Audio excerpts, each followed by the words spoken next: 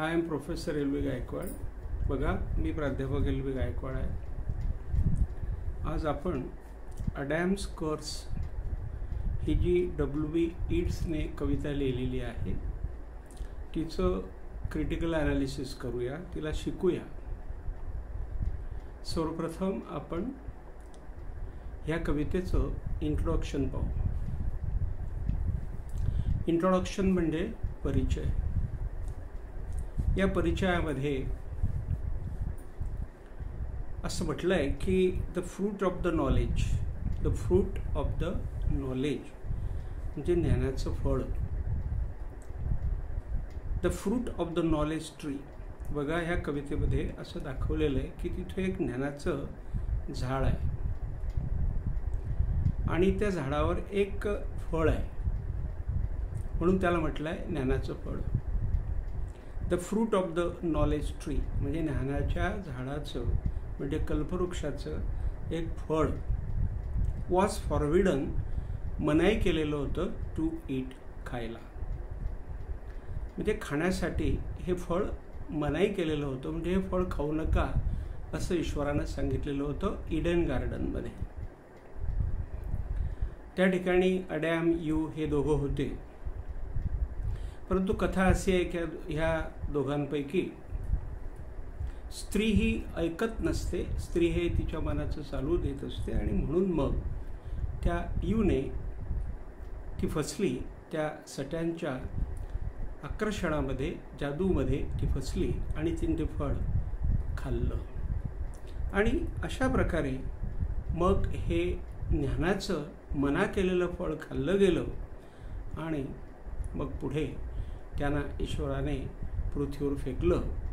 म्हणजे the God threw them upon the earth and from there आपल्या जनरेशनची सुरुवात झाली, असा एक इतिहास आहे. म्हणजे this is the history, from there our generation has started. The fruit of the knowledge tree was forbidden to eat. म्हणजे हे ज्ञानाचं फळ, ह्या कल्पवृक्षाचं फळ, ह्या ज्ञानाच्या झाडाचं फळ हे खायला मना केलेलं होतं. But Adam ate and disobeyed God. बघा, अडॅम एट, हा जो अडॅम आहे याने हे खाल्लं असं म्हटलं गेलेलं आहे, पण ॲक्च्युली अडॅमने फळ खाल्लेलं नाही, कारण हे फळ खाल्लं आहे स्त्रीने. कारण ते दोघं ज्या वेळेला इडन गार्डनमध्ये, स्वर्गामध्ये होते, when these two were in the Eden garden in the heaven, त्यावेळेला सट्यांने रूपं घेतलीत. म्हणजे द सटॅन टूक डिफरंट टाईप ऑफ फॉर्म्स, म्हणजे वेगवेगळ्या प्रकारची रूपं त्याने घेतली आणि त्या वेगवेगळ्या प्रकारच्या रूपांमध्ये ही यू फसली आणि त्या सट्यांना ती फार मोठा देव म्हणजे समजून बसली. म्हणजे she understood that Satan the God. And actually जो मेन परमेश्वर होता, the main God was forgotten by her. तर अशा प्रकारे तिने चूक केली आणि ही आपल्या अडॅमच्या माथ्यावर आली. म्हणजे अडॅम हा मनुष्य त्या ठिकाणी दाखवलेला होता. ह्या दोघांना कोणत्याही प्रकारच्या वासना नव्हत्या. Means there were no passions between them. त्यांच्यामध्ये कोणत्याही प्रकारच्या वासना नव्हत्या. काम, क्रोध, लोभ, बद, मोह, मत्सर हे त्यांना अजिबात माहीत नव्हते. परंतु मग हे फळ खाल्ल्यामुळे अडॅम हा दोषी बनला. म्हणजे Adam became the person who ate the fruit of the knowledge tree with that you. आणि अशा प्रकारे इथं म्हटलेलं आहे, आपले W.B. ईट्स म्हणतात की बट अडॅम एट, अडॅमने हे फळ खाल्लं आणि डिसओबेड गॉड, आणि देवाची त्यांनी आज्ञा भंग केली. म्हणजे परमेश्वराने सांगितलं होतं की या फळाला हात लावू नका, हे फळ खाऊ नका, डोंट ईट दिस फ्रूट. परंतु त्यांनी ते फळ खाल्लं आणि तसं खाल्ल्यामुळे अडॅमचा त्या ठिकाणी तो दोष झाला. म्हणजे it became the blame of Adam आणि अडॅमने ते फळ खाल्लं. So Adam was punished for disobedience. For disobedience म्हणजे ह्या आज्ञाभंगासाठी आपल्या अडॅमला काय झाली तर शिक्षा झाली. म्हणजे बघा, पाप केलं यूने आणि शिक्षा भरावी लागली अडॅमला. तर अशा प्रकारे म्हणून म्हटलं जातं की जेही पॅराडाईज लॉस्ट झालं, जॉन मिल्टनने सुद्धा म्हटलेलं आहे. John Milton has also said that the paradise has been lost by the woman, by you has lost the paradise, and therefore John Milton has written the paradise lost, and then he has tried to regain that paradise, but he did not get that paradise again. म्हणजे John मिल्टनने खूप प्रयत्न केला की माझा गेलेला संसार मी पुन्हा हा चांगला करू इच्छितो, पण नंतर त्याला तो संसार जोडता आला नाही, कारण तो स्त्रीने मोडलेला होता. आणि म्हणून या ठिकाणी असा एक भाग आहे की विनाकारण म्हणजे विदाऊट पर्पज, विदाऊट रिझन आपला अडॅम हा पनिश झाला फॉर डिसओबिडियन्स, या ठिकाणी म्हटलेला आहे. मग आता अडॅम हा पनिश झाला, means Adam was punished, he was thrown upon the earth. आणि म्हणून मग आता अन्न मिळायला पाहिजे, कारण अडॅमला त्या ठिकाणी इन द इडन गार्डन सर्व मिळत होतं. म्हणजे in the Eden garden Adam was getting everything from God. Actually he had no family, he had no life, he had no children. परंतु त्याला जेव्हा पृथ्वीवर फेकण्यात आलं त्यावेळेला अडॅम पुढे अन्नाचा प्रश्न निर्माण झाला. मग the question of food was there in front of this Adam. आणि म्हणून हा अडॅम पृथ्वीवर येऊन खूप असं काबाड कष्ट करू लागला. The food was hard for him due to the punishment.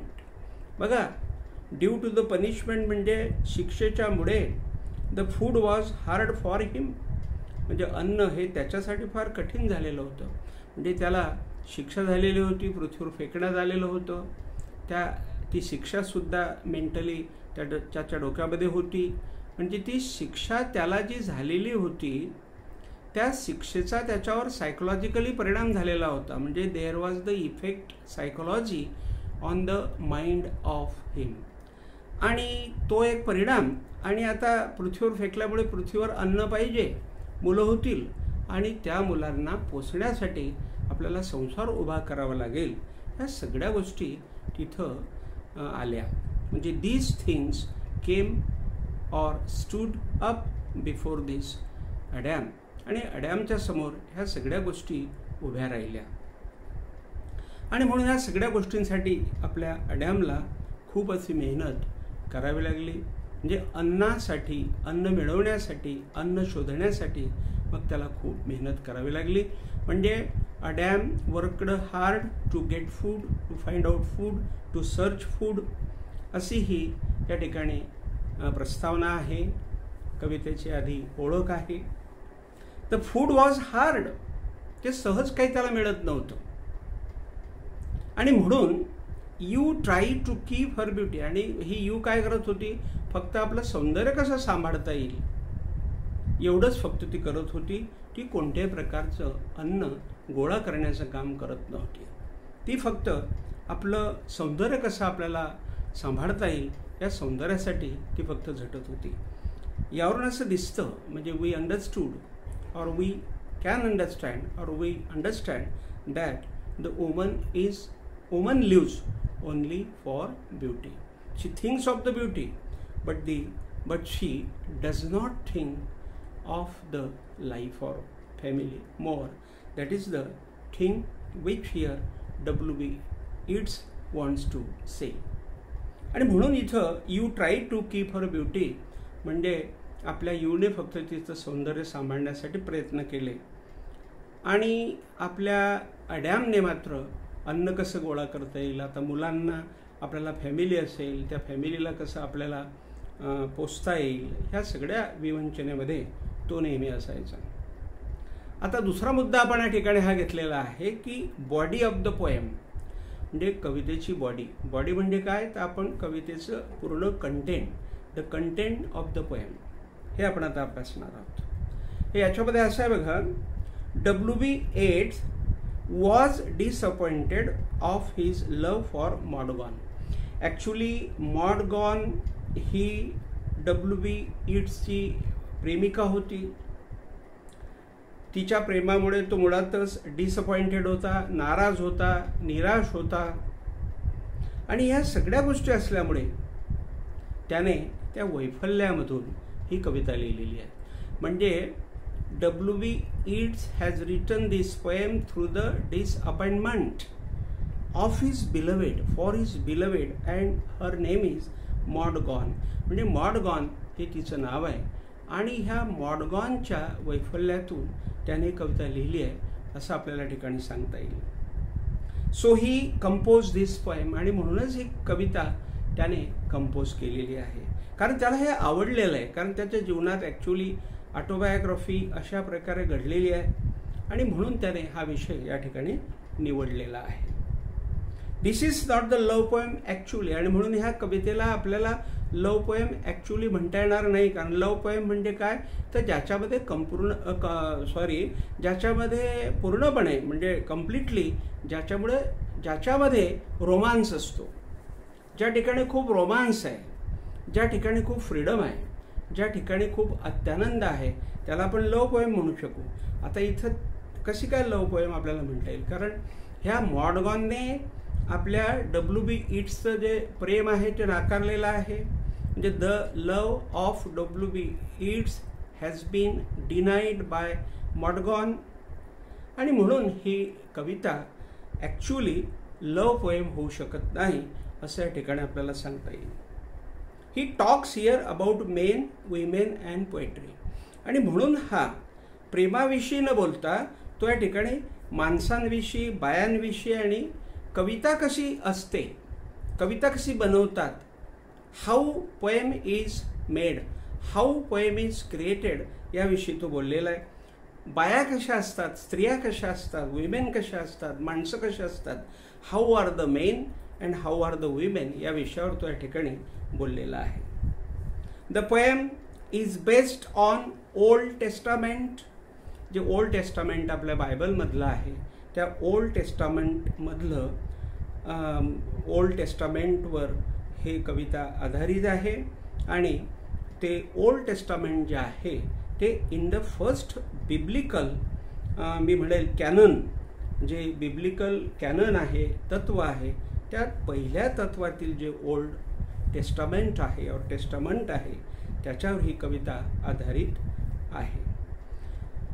The poem is difficult like the कर्स ऑफ ॲडम, जसा आपल्या ॲडमला शाप दिला गेला की बाबा रे तुला हे ज्ञानाचं फळ खायला नाही सांगितलं होतं, हे ज्ञानाचं फळ खाऊ नको म्हणजे ईश्वराने सांगितलं होतं.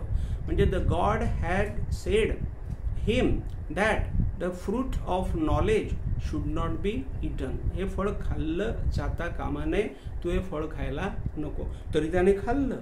आणि म्हणून ही कविता अतिशय कठीण आहे, जसं की ॲडमचा कर्स आहे, जसं ॲडमच्या कर्सची पातळी होती त्याच प्रकारे ही कविता लिहिणं खूप कठीण आहे असं आपल्याला W.B. Yeats सांगतो. द पोएम जी आहे, the poem is a drama, ही कविता एक प्रकारे नाटक आहे, नाटकी स्वरूपामध्ये ही घेतली गेलेली आहे, एक नाट्य स्वरूपामध्ये ही कविता लिहिली गेलेली आहे. आणि ती आहे between the poet and is beloved, म्हणजे कवी आणि त्याच्या प्रेमिकेमध्ये ही लिहिली गेलेली आहे. आणि म्हणून एक प्रकारचं ही कविता जणू काही नाटक आहे असं आपल्या ठिकाणी सांगता येईल. He tells Maud Gonne that poem creation is very difficult, तो सांगतो की बघ मॉडगॉन कविता लिहिणं फार कठीण आहे, कविता लिहिणं फार कठीण आहे. कारण कविता लिहिणं, तिला गुंफणं, तिला ती आठवणं आणि आठवून तिचा विषय येणं आणि त्याच्यामध्ये समाजाला मार्गदर्शन करणं ह्या गोष्टी फार महत्त्वाच्या आहे. आणि म्हणून he tells Maud Gonne that the poem creation is very difficult, म्हणजे कविता लिहिणं हे फार कठीण आहे असं तो आपल्या प्रेयसीला सांगतो आहे. The poem creation is harder than man's hard work, माणूस दिवसभर जे कठीण काम करतो, लक्षात घ्या, man works in the day, त्याचं जे कठीण काम आहे म्हणजे the hardness of man's work in the day, म्हणजे दिवसाचा माणसाच्या कामाचा जो कठीणपणा आहे, जी समस्यात्मक परिस्थिती आहे, त्याच्यापेक्षाही कठीण कविता लिहिणं आहे, हे या ठिकाणी आपला W.B. येट्स म्हणतो आहे. जे according to W.B. Yeats, to write a poem is not a simple thing. It is very difficult. It is very harder than man's hard work in the day. The poet is unhappy. In this poem, we see, आपण बघतो that की the poet is unhappy. कवी दुःखी आहे. As कारण असं की because his poem is understood an ideal work. कारण त्याची जी कविता आहे त्या कवितेलाच आळसी काम समजलं जाते. ती कविता त्याच्या प्रेमिकेला अजिबात समजत नाही. म्हणजे कविता आता समजायला तसं मन लागेल, तसं ती कविता समजायला तसं हृदय लागेल, ती कविता समजायला तशा प्रकारची शरीराची बनावट लागेल, ईश्वराची कृपा लागेल. ती W.B. येट्सला आहे, त्याच्या प्रेमिकेला ती नाही. आणि त्यामुळे तो कवी मोठा दुःखी झालाय, कारण ती त्याला विरोध करते. The poet is unhappy because his poem is understood as an idle work. जे समाजही म्हणतो की हे काय कविता आहे का बुवा. समाजही म्हणतो की कविता फार म्हणजे काही लिहितो बा हा, असं त्याला म्हटलं जातं. प्रेमिकासुद्धा त्याला साथ देत नाही. आणि म्हणून ह्या सगळ्या व्यथा, these are the problems of W.B. Yeats. Here he has explained. Maud Gonne's reaction to the poem.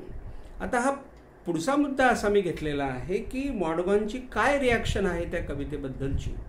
जे ॲक्च्युली W.B. येट्स हा कविता लिहितो आहे, कवितेत रमलेला आहे, त्याच्या अभ्यासात तो रमलेला आहे. परंतु त्याच्या अभ्यासाविषयी, त्याच्या कवितेविषयी त्याच्या प्रेमिकेची काय प्रतिक्रिया आहे ते आता या ठिकाणी आपण अभ्यासत आहोत. तर त्या कवितेविषयी मॉड गॉन काय म्हणते आपण बघूया.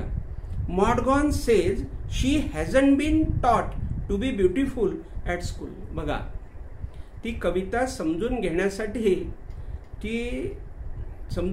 प्रयत्न करायला पाहिजे. ती कविताचं तसं न करता ती म्हणते की आम्हाला आमच्या शाळेमध्ये सौंदर्य कसं असतं त्याविषयी काही शिकवलं नाही, कसं सुंदर असायला पाहिजे ते नाही शिकवलं, कसं सुंदर राहायला पाहिजे हे नाही आम्हाला शिकवलं.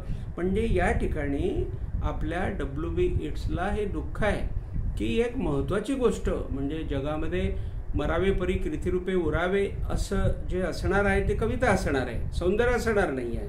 सौंदर्य हे आता आहे, उद्या नाही आहे. कविता ही कायमची राहील. परंतु त्या मॉडगॉनला कवितेचं महत्त्व कळत नाही आहे. म्हणजे Maud Gonne is not understanding the importance of the poem, but she is understanding the importance of the beauty. आणि ती म्हणते की मला शाळेमध्ये सौंदर्याविषयी काही शिकवण्यात आलेलं नाही असं ती म्हणते आहे. पण त्या कवितेविषयी ती काही बोलत नाही आहे. ती त्या कवितेविषयी स्तुती करताना आपल्याला दिसत नाही आहे. So she never remains beautiful. आणि म्हणून ती कायमची सुंदर ही राहिली नाही, कारण तिने निगेटिव्हिटीची बाजू धरली. She took the side of the negativity. She did not take the side of the positivity. कवी हा खरोखर मेहनतीच्या बाजूने होता. म्हणजे तो कविता लिहित होता. He was writing his poem. तो त्याची कविता लिहित होता. त्याला कवितेचं महत्त्व कळत होतं आणि हिला सौंदर्याचं महत्त्व कळत होतं. म्हणजे दोघं गोष्टींमध्ये फरक आहे. म्हणजे सौंदर्याला महत्त्व देणं आणि एका चांगल्या कामाला महत्त्व देणं नाही, ह्या दोघं गोष्टींमध्ये फार मोठा असा फरक आहे. आणि म्हणून शी नेव्हर रिमेन्स ब्युटिफुल. ती कायमची कधीच सुंदर राहत नाही आणि त्या ठिकाणी तिचं सौंदर्य हे निघून जातं. पण कवी हा कायमचा सुंदर राहतो, कारण त्याची कविता ही पिढ्यानपिढ्या लोक वाचत असतात. म्हणजे the poem of W.B. Yeats is now available because people are studying it from generation to generation. परंतु हे मॉडगॉन आपल्याला दिसत नाही, ते वारलेली आहे आणि तिचं सौंदर्यही आज आपल्याला दिसत नाही. पण ती कविता आज आपल्याला उपलब्ध दिसते आणि आज मी तुम्हाला ही कविता समजावून सांगतो आहे. जे I am telling you the critical analysis of this poem. ते यावरून असं लक्षात येते की कवी आज लोकांच्या लक्षात आहे, मॉडगॉन ही लक्षात नाही, तिचं सौंदर्य हे लक्षात नाही. पुढचा मुद्दा आपण असा घेतलेला आहे की पोएट्स रोमॅन्टिक मूड. या कवितेमध्ये कवीचा रोमॅन्टिक मूड आहे. परंतु कवीचा रोमॅन्टिक मूड हा त्याची प्रेमिका मॉडगॉन समजून घेत नाही, कारण तिला ते समजत नाही. शी कॅनॉट रीच दॅट पॉईंट. म्हणजे कसं असतं की तिचं जी बनावट आहे शरीराची म्हणा किंवा तिच्या सायकोलॉजीची बनावट म्हणा किंवा ही वेगळी आहे, कवीची वेगळी आहे, आणि ती कधी प्रयत्नच करत नाही ती गोष्ट समजून घेण्याचा. म्हणजे she cannot understand, she cannot try to understand that particular thing of understanding the poem किंवा to understand her lover or husband. हे समजून घेत नाही आणि म्हणून ती आपल्याला रोमॅन्टिक दिसत नाही, पण कवी मात्र आपल्याला रोमॅन्टिक दिसतो. ॲज पर द पोएट, कवीच्या मते, he and lovers expect great love and politeness to the lovers. या ठिकाणी आपला W.B. ईट्स म्हणतो की जेवढ्याही पत्न्या आहेत म्हणजे वायूज आहेत किंवा जितक्याही बिलवेड्स आहेत, ह्या बिलवेड्सनी म्हणजे बिलवेडने तिच्या प्रेमीला प्रेम चांगलं दिलं पाहिजे, पत्नीने पतीला प्रेम चांगलं दिलं पाहिजे, अशी अपेक्षा त्याने या कवितेतून केली आहे. कारण त्याच्या प्रेमिकेने त्याला प्रेम दिलेलं नाही. म्हणजे his beloved has not given him love. That is the point he has explain here. Then he and the lovers shall praise them. तसं पाहिलं तर मॉडगॉन हा तिला सर्व काही देतो आहे, सर्व काही पुरवतो आहे, तिचं सौंदर्याची स्तुती करतो आहे, तिच्या प्रत्येक गरजा तो पूर्ण करतो आहे, परंतु या ठिकाणी ती त्याला समजून घेऊ शकत नाही. तर हा एक दुःखाचा मुद्दा या ठिकाणी त्याने समजावून सांगितलेला आहे. म्हणजे तो या ठिकाणी असं म्हणतो आहे की एक स्त्री मॉडगॉन जरी अशी असली तरी सर्व स्त्रिया अशा असू शकतात. काही स्त्रियाला अपवाद असतीलही, परंतु स्त्री असे असू शकते असा एक ब्लेम त्याने स्त्रीवर या ठिकाणी ठेवलेला आहे. आणि पुढे असं म्हटलेलं आहे की the moon is the witness. आणि ह्या सगळ्या गोष्टीला चंद्र हा साक्षीदार आहे आणि हे सगळं चंद्राच्या साक्षीमध्ये घडत आहे. त्याच्यानंतर असं म्हटलेलं आहे की त्या प्रेमीने ते जे प्रेमी आहे ते त्या ठिकाणी म्हणजे दमलेले आहेत. सर्व प्रेमी दमून गेलेले आहेत, त्यांचे हृदयसुद्धा दमून गेलेले आहे, कारण त्यांना प्रेम मिळत नाही आहे, म्हणजे त्यांना समजून घेतलं जात नाही आहे. म्हणजे the beloveds are not understanding the lovers किंवा the wives are not understanding the husbands किंवा the wife is not understanding the husband. ही एक अवस्था या ठिकाणी कवी सांगतो आहे. दज टू बी अ पोएट. आणि शेवटी तो म्हणतो की एक कवी असणं, एक प्रेमी असणं आणि वुमन असणं हे सोपं नाही. म्हणजे कवी होणं हे पण कठीण आहे. To become a poet is very difficult. आणि प्रेमी होणं हे पण कठीण आहे. To become a lover is also difficult. आणि स्त्री होणं हे सुद्धा डिफिकल्ट आहे. आता डिफिकल्ट कोणत्या अर्थाने हा म्हणतोय की जन्माला येऊन सुद्धा आपण एकमेकांवर योग्य ते प्रेम नाही करू शकत. म्हणजे वास्तविक ज्या वेळेला प्रेमी आणि प्रेमिका हे सोबत येतात, पत्नी आणि पती सोबत येतात, when these two come together, त्यावेळेला त्याने एकमेकांवर इतकं सुंदर प्रेम केलं पाहिजे की त्यांचा एक इतिहास झाला पाहिजे. म्हणजे there should be there history. पण असं काही न घडता ते एकमेकांचा फायदा बरोबर घेत नाही. म्हणजे they do not take the benefit of each other properly. आणि म्हणून या ठिकाणी हा म्हणतो की to be a poet, to be a lover, to be a woman is not a easy thing. Easy thing is not a easy असं मी म्हणणार नाही, is not an easy thing असं म्हणावं लागेल. आणि म्हणून नो मॅन आणि woman can be true lovers. आणि म्हणून त्याने शेवटी असा शेवट केला आहे की कोणताच माणूस कोणत्याच बाईवर प्रेम करू शकत नाही आणि कोणतीच बाई कोणत्याच माणसावर प्रेम करू शकत नाही. कारण सगळं प्रेम हे फॉल्स असते. हे फक्त आपली एक स्वभावाची एक धारा असते. आपला मूळ स्वभाव हे लोक सोडत नसतात आणि एकमेकांवर योग्य ते प्रेम हे कधी करत नसतात. आणि म्हणून no man and woman can be true lovers and honest to God also. आणि अशा प्रकारे ती प्रेमिका, ती पत्नी, तो प्रेमी आणि तो पती हे काही योग्य पती पत्नी किंवा प्रेमी किंवा प्रेमिका होऊ शकत नाही. त्यामुळे ते एकमेकांनाही प्रामाणिक नसतात आणि परमेश्वरालाही प्रामाणिक नसतात. या ठिकाणी मी आज आपल्याला उत्तम अशी एक कविता तिचं क्रिटिकल ॲनालिसिस, अडॅम्स कर्स नावाची कविता की जी W.B. ईट्सने लिहिलेली आहे, तिचं ॲनालिसिस मी करून दाखवलं. ही कविता आपल्याला कशी वाटली हे मला आपण सांगायचं आहे कमेंट बॉक्समध्ये, आणि जास्तीत जास्त ही माझी कविता आपण शेअर करायची आहे. थांबतो. Thank you very much.